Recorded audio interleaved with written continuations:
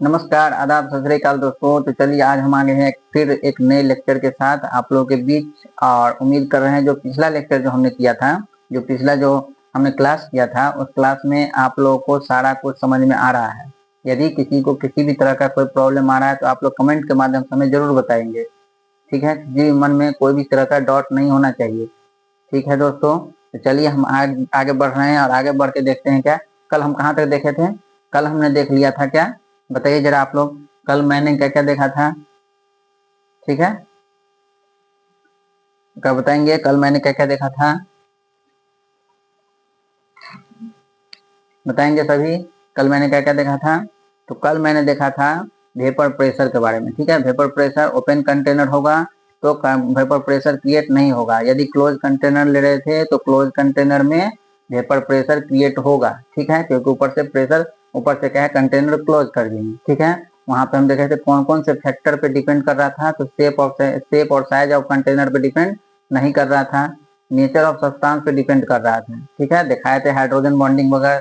ठीक है, यदि आप वो वीडियो नहीं देखे हैं तो पिछला वीडियो जाकर देखेंगे और अच्छे से वेपर प्रेशर को समझने का प्रयास करेंगे। ठीक है, हमारा प्रयास है जो आप लोगों तक मुफ्त मुफ्त शिक्षा जितने लोगों तक पहुंच सके हम पहुंचाने की जरूर कोशिश करेंगे। हमसे जो संभव होगा हम आप लोग के साथ हैं, आप लोग के साथ हम हमेशा बने रहेंगे।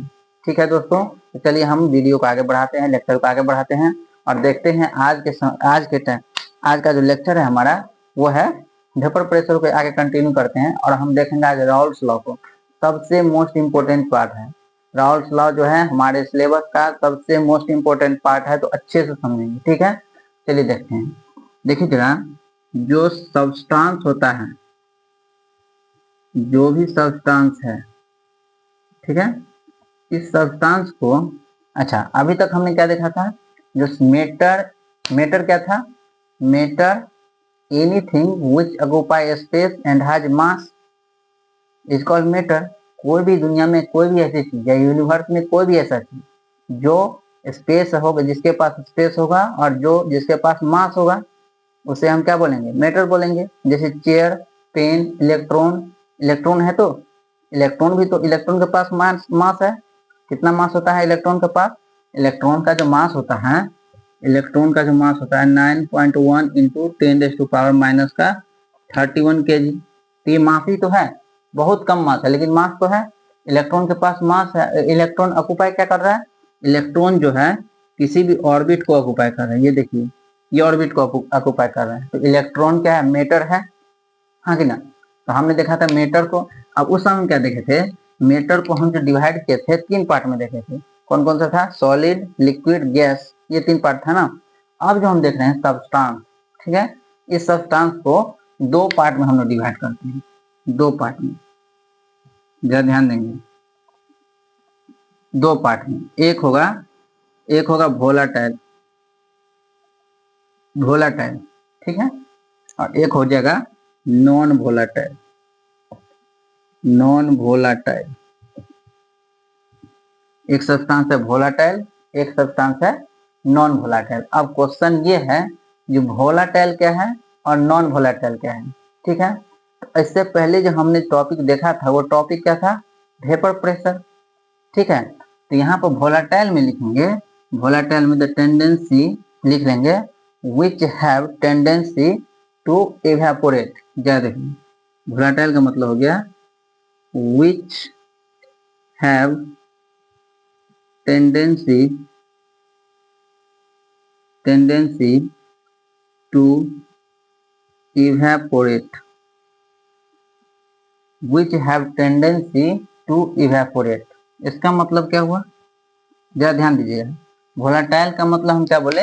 which have tendency to evaporate, एक ऐसा सब्सटेंस जिसके पास इवेपोरेट होने का टेंडेंसी होगा। इवेपोरेट होने का टेंडेंसी का मतलब क्या हो गया? यदि कंटेनर क्लोज रख दें, ध्यान दीजिए, यदि ये क्लोज कंटेनर है, ये रहा सरफेस, ये रहा सरफेस का मॉलिक्यूल। अब देखिए इसके पास क्या है? टेंडेंसी है क्या इवेपोरेट होने का? तो इवेपोरेट हुआ, इवेपोरेट हुआ, टेंडेंसी है, टेंडेंसी है तो इवेपोरेट हुआ। अब बताइए, यदि इसके पास इवेपोरेशन होगा तो वेपर प्रेशर बनेगा। यदि वेपर प्रेशर बनेगा तो हम ऐसा लिख सकते हैं वेपर प्रेशर जीरो नहीं होगा, कुछ ना कुछ होगा, हाँ कि ना। तो यहाँ पर क्या लिखेंगे, इसका मतलब हो गया vapour pressure, vapour pressure not equals to zero. देखिए तो इस पॉइंट में किसी को कोई प्रॉब्लम है? Which have tendency to evaporate, जिसके पास टेंडेंसी होगा इवेपोरेशन होने का, जो इवेपोरेट कर जाएगा। ऐसा समझिए, कोई भी सब्सटेंस जो इवेपोरेट कर जाएगा, जिसका इवेपोरेशन हो गया, इवेपोरेशन हो गया मतलब जिसका इवेपोरेशन हो गया, कंटेनर क्लोज रख दिए, तो क्या होगा, वेपर प्रेशर जीरो नहीं होगा, क्योंकि कुछ ना कुछ वेपर प्रेशर क्रिएट होगा, हाँ कि ना। जैसे एग्जाम्पल में, एग्जाम्पल हम क्या कर सकते हैं, देखिए जरा, एग्जाम्पल कहते हैं वाटर H2O, कहेंगे H2O के पास, बताइए H2O का एवेपोरेशन होता है ना, वाटर का एवेपोरेशन हो जाता है, वाटर का एवेपोरेशन हो गया, कंटेनर को क्लोज रख दिए, तो क्या होगा, वेपर प्रेशर बन जाएगा। तो क्या वेपर प्रेशर जीरो हुआ? नहीं हुआ। क्लियर है। और क्या कहें, जैसे हम कहें, जैसे देखिए इथेनॉल C2H5OH, इथेनॉल दारू, इसका भी तो एवेपोरेशन हो जाता है, हाँ कि ना। जैसे हम कहें पेट्रोल, पेट्रोल, पेट्रोल का एवेपोरेशन हो जाता है, हाँ कि ना, पेट्रोल का एवेपोरेशन हो गया। अब जैसे हम कहें, जैसे और कहें बेंजीन, बेंजीन, ठीक है, बहुत सारे एग्जाम्पल है दोस्तों, बहुत सारे एग्जाम्पल हैं, ठीक है। अब हम देख रहे हैं क्या, वाटर, इथेनॉल, पेट्रोल, बेंजीन, ये सारे का सारे जो सब्सटेंस है, वो सब्सटेंस किस तरह का सब्सटेंस है, वोलाटाइल सब्सटेंस है। वोलाटाइल सब्सटेंस किसे कहें, जिसके पास टेंडेंसी होगा इवेपोरेशन का, जो इवेपोरेट कर जाएगा, इवेपोरेट कर जाएगा मतलब वेपर प्रेशर, कुछ ना कुछ वेपर प्रेशर होगा, इसका मतलब जीरो नहीं होगा, जीरो के अलावा कुछ भी हो सकता है। जीरो कब होता है, जब इवेपोरेशन होता ही नहीं, और वो कैसा होगा, वो हो जाएगा नॉन वोलेटाइल। तो बताइए इसमें हम क्या लिखे हैं, which have no tendency, which have no tendency to evaporate,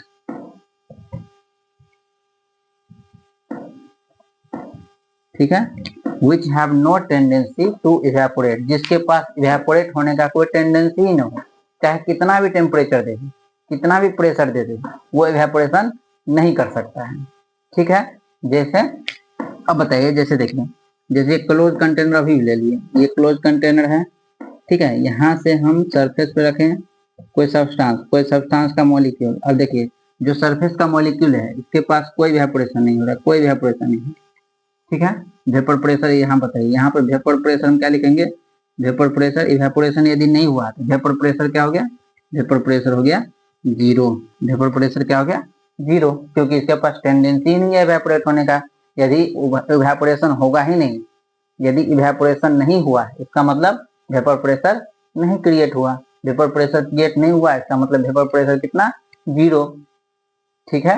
example में देखिए, एग्जाम्पल हम क्या कहेंगे, बताइए जरा, एग्जाम्पल क्या बोले आप लोग, बताइए एग्जाम्पल। सबसे बेस्ट एग्जाम्पल होता है urea, urea, urea have no tendency to evaporate, urea have, फिर तो सुनिए, urea have no tendency to evaporate, और यदि इसके पास इवेपोरेट का टेंडेंसी नहीं होगा, इसका मतलब वेपर प्रेशर जीरो होगा, और ये वेपर प्रेशर जीरो होगा तो सब्सटेंस कैसा होगा, सब्सटेंस नॉन वोलेटाइल होगा, सब्सटेंस नॉन वोलेटाइल होगा। और क्या बोलते हैं, और जैसे हम कहें glucose, glucose, sucrose, sucrose, fructose, fructose, ये सारे का सब्सटेंस, सारे का सारा जो सब्सटेंस है, वो सब्सटेंस कैसा है, नॉन वोलेटाइल सब्सटेंस है। नॉन वोलेटाइल सब्सटेंस समझ गए, सब्सटेंस दो तरह का हुआ, एक हुआ वोलेटाइल, एक हुआ नॉन वोलेटाइल। वोलेटाइल मतलब which have tendency to evaporate, और नॉन वोलेटाइल मतलब जिसके पास इवेपोरेट का टेंडेंसी नहीं होगा। यदि टेंडेंसी इवेपोरेशन का नहीं होगा तो वेपर प्रेशर जीरो होगा, इवेपोरेशन ही नहीं हुआ तो प्रेशर कहाँ से, ठीक है, तो वेपर प्रेशर जीरो होगा, इसमें वेपर प्रेशर क्या, जीरो नहीं होगा। इसका एग्जाम्पल क्या है वोलेटाइल का, water, ethanol, methanol, petrol, benzene, ये सब, ठीक है। इसमें नॉन वोलेटाइल में क्या है, एग्जाम्पल यूरिया हो गया, ग्लूकोज हो गया, फ्रुक्टोज हो गया, सुक्रोज हो गया, ये सारे का सारे एग्जाम्पल नॉन वोलेटाइल सब्सटेंस है। नोट करेंगे दोस्तों, नोट करिए जरा। नोट कर लिए, फिर नोट करेंगे, रफ करें, ठीक है। अब देखिए, अब जो हम यहाँ पे देखने वाले हैं, अब यहाँ से स्टार्ट हो जाएगा Raoult's law, most important part of this chapter, most important part of this chapter. इस चैप्टर का सबसे मोस्ट इंपोर्टेंट पार्ट है, एग्जाम में मैक्सिमम टाइम राउल्स लॉ से एग्जाम में क्वेश्चन आता है, मैक्सिमम टाइम, ठीक है। तो हेडिंग लगा लीजिए Raoult's law, RAOULTS, Raoult's law, Raoult's law most important part. जितना स्टार दे सकते हो उतना स्टार दे दीजिए। और आज के बाद हम आप लोग से एक प्रॉमिस करते हैं कि यहाँ से देखने के बाद आप लोगों को ये वीडियो और कहीं किसी भी प्लेटफॉर्म से देखने की जरूरत नहीं होगी, इतना मेरा गारंटी है राउल्स लॉ में, ठीक है। चलिए हेडिंग लगाइए, ठीक है। चलिए देखिए, इसको डिफिनीशन बाद में लिखते हैं, पहले समझते हैं जो राउल्स लॉ होता क्या है। यदि एक बार समझ लिए तो आप लोग डिफिनीशन खुद से ही लिख लेंगे, ये मेरा प्रॉमिस है, आप लोग डिफिनीशन खुद से लिख लेंगे। तो चलिए लिखते हैं, ठीक है। Vapour pressure of substance containing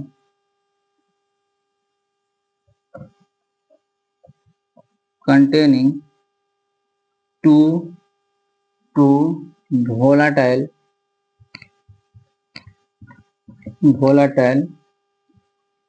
substance, two volatile substance कर दीजिए, टू volatile लिक्विड कर दीजिए, टू volatile लिक्विड्स। देखिए क्या है, vapour pressure of substance containing two volatile liquids. volatile का मतलब अभी समझ चुके हैं क्या, जिसका टेंडेंसी होगा इवेपोरेशन का, ठीक है। अब देखिए दो सब्सटेंस है, टू volatile लिक्विड्स है, लिक्विड हम ऐसा कर देते हैं, एक को हम मान लेते हैं, चलिए सॉल्यूशन जो बनेगा, अब बेसिक टर्म पूछ रहे हैं आप लोग से, यदि कोई सॉल्यूशन बन रहा है, यदि कोई सॉल्यूशन बन रहा है तो सॉल्यूशन में कौन कौन सा दो बाइनरी यदि सॉल्यूशन है तो सॉल्यूशन में दो कंपोनेंट होगा, एक कंपोनेंट होगा सॉल्वेंट, क्या होगा सॉल्वेंट, और एक कंपोनेंट क्या हो जाएगा सॉल्यूट, क्लियर है। और सॉल्यूट प्लस सॉल्वेंट मिलकर ही तो सॉल्यूशन बनता है, हाँ कि ना।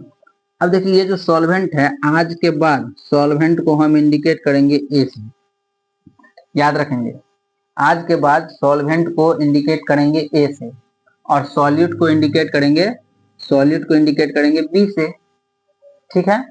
अब देखिए जो सॉल्वेंट है हमारा, वो सॉल्वेंट कैसा है, सॉल्वेंट जो है ये वोलाटाइल लिक्विड्स, ठीक है। सॉल्वेंट जो है वो वोलाटाइल लिक्विड्स है, और सॉल्यूट जो है ये भी वोलाटाइल है, ये भी वोलाटाइल लिक्विड्स है। इसका मतलब समझ रहे हैं, इसका मतलब ये हो गया जो हमारा सॉल्वेंट होगा इसका भी इवेपोरेशन हो जाएगा, और जो सॉल्यूट होगा इसका भी इवेपोरेशन हो गया, तभी तो दोनों का दोनों वोलाटाइल है।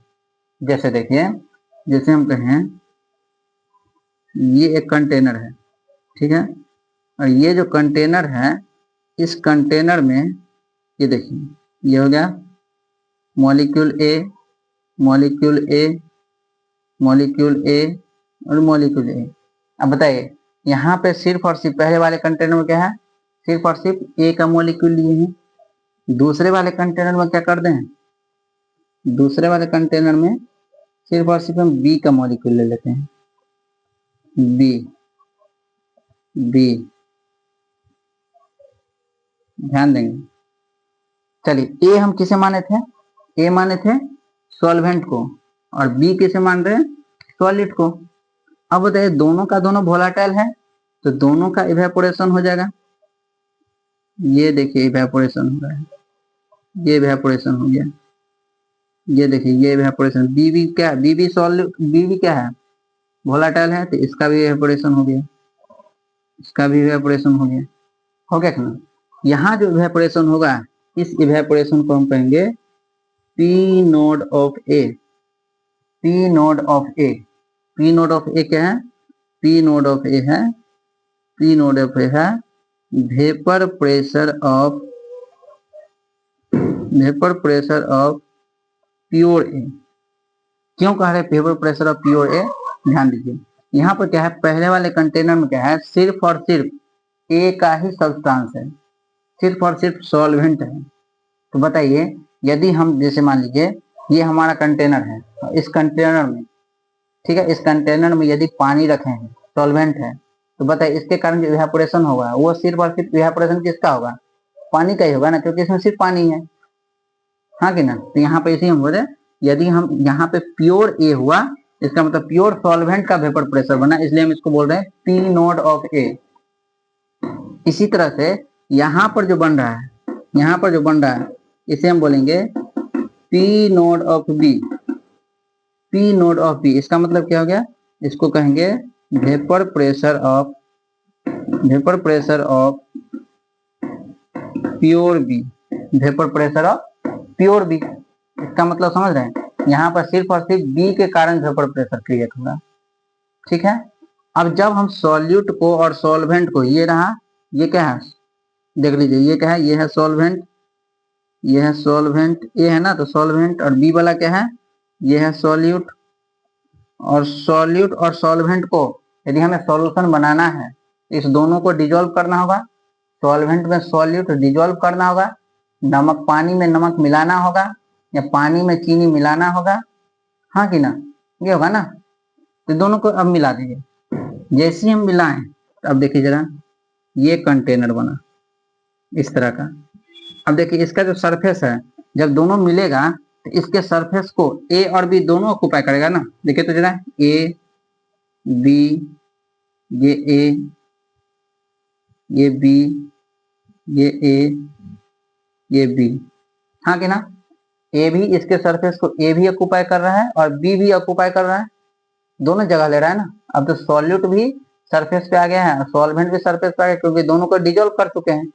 अब बताइए, दोनों का दोनों वोलेटाइल है, क्या यहाँ पे मिक्स करने के बाद दोनों जो वोलेटाइल है, इस दोनों के कारण इसका दोनों का इवेपोरेशन होगा, और दोनों का इवेपोरेशन होगा, तो बताइए यहाँ पे वेपर प्रेशर भी दोनों के कारण होगा ना, वेपर प्रेशर भी दोनों के कारण होगा, वेपर प्रेशर भी दोनों के कारण होगा, क्लियर है। अब बताइए यहाँ पर जो वेपर प्रेशर होगा, क्या ये प्योर ए होगा या प्योर बी होगा, या दोनों के कारण होगा, ठीक है। तो अब बताइए, जब प्योर ए होता तो सिर्फ और सिर्फ ए होना चाहिए था ना, या जब प्योर बी होगा तो सिर्फ और सिर्फ बी होना चाहिए ना। यहाँ पर क्या है, ए और बी दोनों आ गया, इसका मतलब यहाँ पर जो प्रेशर होगा वो क्या होगा, पार्शियल प्रेशर ऑफ ए, और क्या होगा, partial pressure of B, partial pressure of A और पार्शियल प्रेशर ऑफ बी। इतना तक नोट कर लिए, नोट करिए जरा, इतना तक नोट करेंगे, कर लिए, चलिए देखते हैं आगे।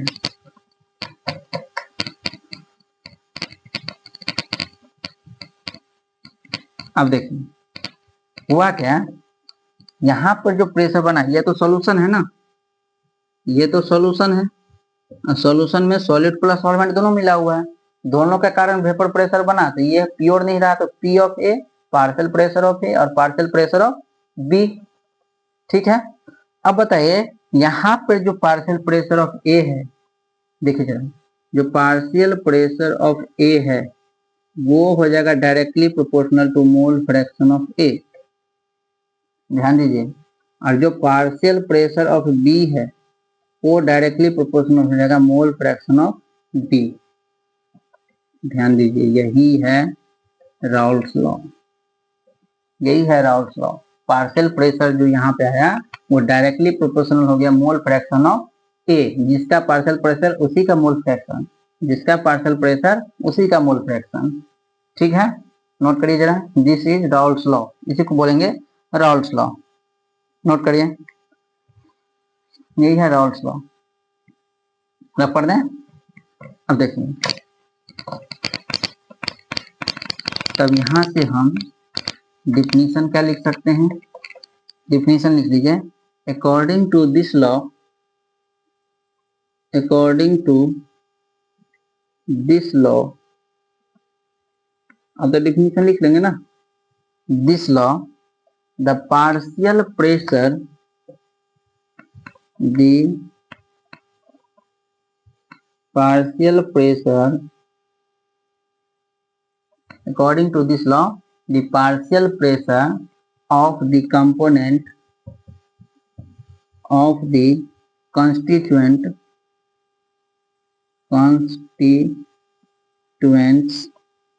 according to this law, the partial pressure of the constituent is directly proportional to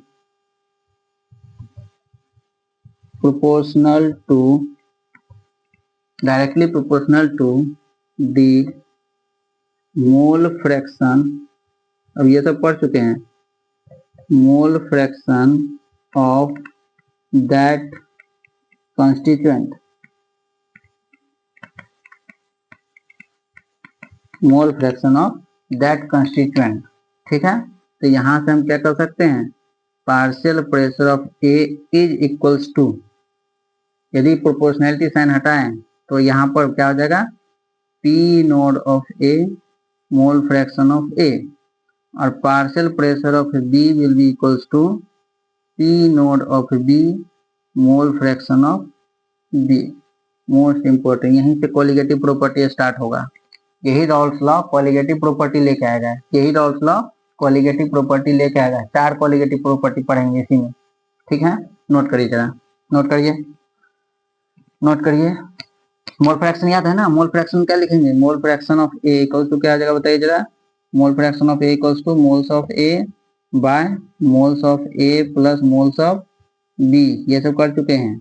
इसी तरह से मोल फ्रैक्शन ऑफ बी हम क्या लिखेंगे, मोल फ्रैक्शन ऑफ बी क्या होगा, moles of B by moles of A plus moles of B. Clear है। Mole fraction of A equals to, mole fraction of A equals to क्या होगा, जिसका mole fraction चाहिए उसके नंबर ऑफ मोल्स को ऊपर रखेंगे बाय डिनोमिनेटर में टोटल नंबर ऑफ मोल्स, जिसका मोल फ्रैक्शन चाहिए उसके मोल्स को ऊपर रखेंगे by total number of moles. Clear है, नोट करिए, नोट करिए। ठीक है, नोट करेंगे, रफ कर दें। अब देखिए इसमें आगे टॉपिक थोड़ा बड़ा होने वाला है, ध्यान देंगे। अब जो यहाँ पर आ रहा है, पहले देखिए, मोल फ्रैक्शन ऑफ ए क्या था, directly proportional to, partial pressure of A directly proportional to mole fraction of A, ये है ना। ठीक है, इसे हम क्या लिखेंगे, देखिए अब पी नोट ऑफ ए कैसे आया ये देखते हैं। तो partial pressure of A directly proportional sign हटाए तो सम कांस्टेंट के मोल फ्रैक्शन ऑफ ए। ठीक है, तो अब मान लेते हैं, लेट अस कंसीडर प्योर ए। बताइए यदि हम प्योर ए मान ले, तो ये पी ए क्या हो जाएगा, पी ए क्या हो जाएगा बताइए जरा, पी ए क्या हो जाएगा, ये हो जाएगा P note of A is equals to K, और यहाँ बताइए ये मोल फ्रैक्शन ऑफ ए, यदि हम प्योर ए मान लिए सिर्फ और सिर्फ ए का पार्टिकल है, इसका मतलब क्या आ गया, मोल फ्रैक्शन 1 हो गया।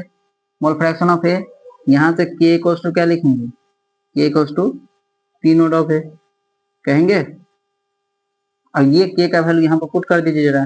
यहाँ से हम क्या कर सकते हैं, P of A is equals to P note of A mole fraction of A. Clear है, पी नोट ऑफ ए, सबसे पहले क्या के, partial pressure of A directly proportional to mole fraction of A, और ये डायरेक्टली प्रोपोर्शनल को sign हटाएं तो क्या आ गया, कांस्टेंट आ गया के। अब हम क्या करें, के का वैल्यू यदि फाइंड आउट कर लें, के का वैल्यू फाइंड आउट कर लें तो हमें P note of A, P of A आ जाएगा, पी नोट ए आ जाएगा, क्योंकि के का जगह क्या है, पी नोट ए है। हम क्या मान लिया, ये जो है अभी सब्सटेंस वो प्योर ए है, उसमें बी नहीं मिला हुआ। यदि बी नहीं मिला होगा, ये बात बताइए, ये बी नहीं मिला है, ये पी ए का होता है, पी नोट ए हो जाता, याद है।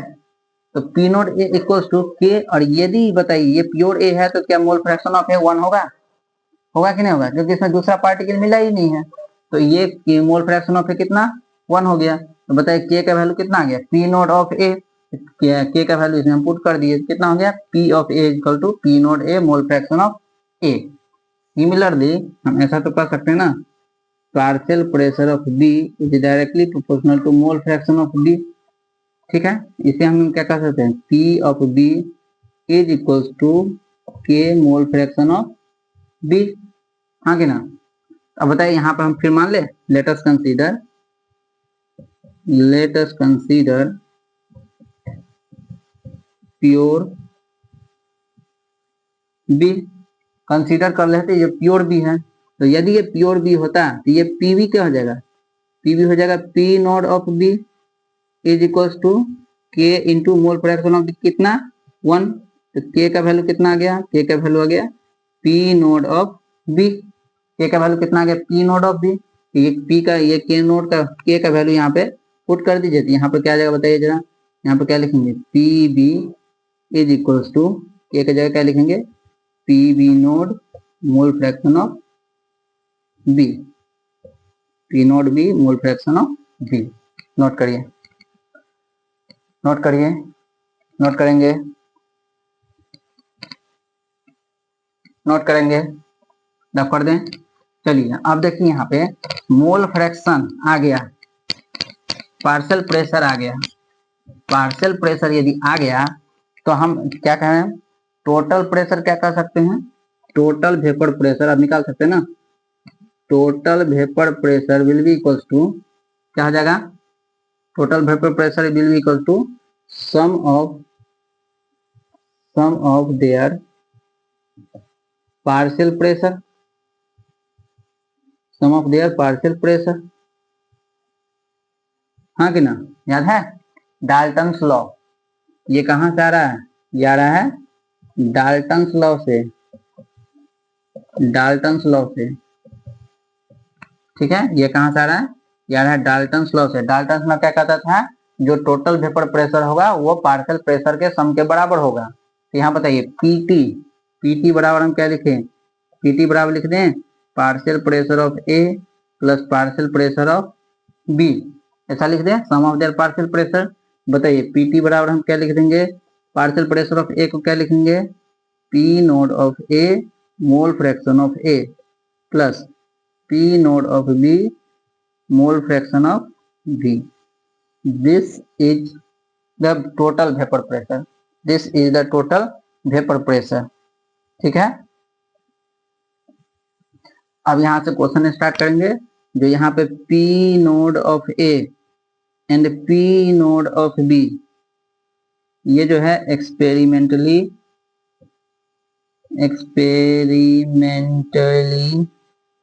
गिवन। ठीक है, पी नोड ऑफ ए और पी नोड ऑफ बी जो है एक्सपेरिमेंटली क्वेश्चन में आपको दिया रहेगा। ठीक है, वहां से हम लोग पी नोड ऑफ ए दिया रहेगा, पी नोड ऑफ बी दिया रहेगा, mole fraction of A, mole fraction of B, data जो दिया रहेगा उस डेटा के अकॉर्डिंग हम लोग फाइंड आउट कर लेंगे। यहाँ से हम total vapour pressure find out कर सकते हैं। ठीक है, ठीक है दोस्तों, तो कैसा लगा बताइएगा, ये हमारे द्वारा ये प्रयास जो किया जा रहा है ये आप लोगों को कैसा लग रहा है। और यदि समझ में आ रहा है तो लाइक कमेंट शेयर करना नहीं भूलेंगे। चैनल पर नहीं होंगे तो चैनल को सब्सक्राइब जरूर कर लेंगे। ठीक है, और बेल आइकन को दबाना नहीं भूलना है। ठीक है दोस्तों, चलिए आज के लिए विदा लेते हैं, कल इसको हम देखेंगे इसके बेस पे क्वेश्चन कैसे करना है। ठीक है, चलिए धन्यवाद, जय हिंद दोस्तों।